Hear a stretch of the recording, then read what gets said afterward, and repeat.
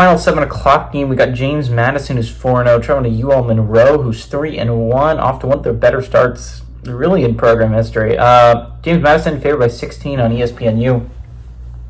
Alonzo Barnett, the third, has gone 66 at 192, thrown for 1,022 yards, 12 touchdowns, 1 interception. Also leads his team on the ground with 41 carries for 255 yards and 3 touchdowns, and Omarion Dollison had 9 catches for 253 yards and 3 touchdowns.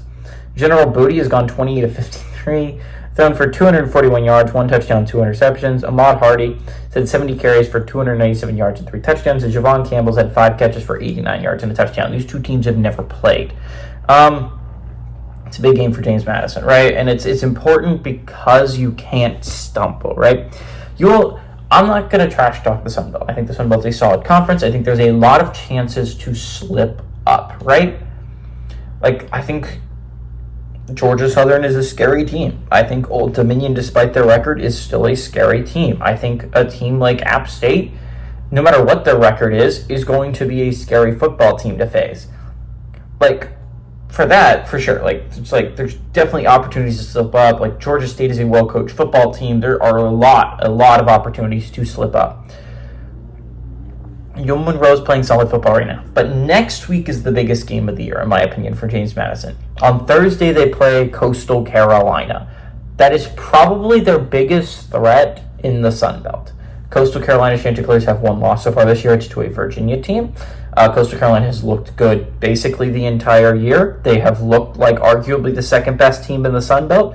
They're a scary football team. They are one of the scarier football teams, in my opinion, in the Sun Belt. And I'm worried for a little bit of a look ahead here, right? Like, UL Monroe has played solid football, right? They're 3-1, but it's still UL Monroe. Like, they are typically one of the worst teams in the Sun Belt. And right now they're not, but they're still looked at in that way.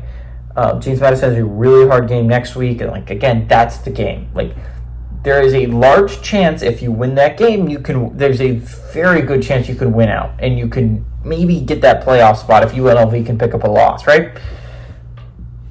And like, that's not discounting the Sun Belt Championship, where you're probably going to play a team like Texas State or UL Lafayette, who you don't draw in the regular season, and that is a good football team and is going to be tough. And like, that's not to discredit either of those football teams, right?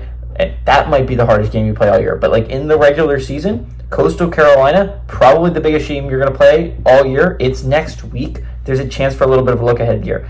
All that being said, I still think that James Madison is the much superior football team to UL Monroe. I think they've gotten lucky so far this year with how they're scheduled. Again, I think they've only played 1 Sun Belt team so far, and that was a really weak Troy team, a Troy team that looks like one of the worst group of 5 teams in the entire nation, and they barely beat them. So it's like, I don't know how much I really believe UL Monroe's 3-1 record. I think it is a little bit fraudulent, and I think James Madison puts them in their place.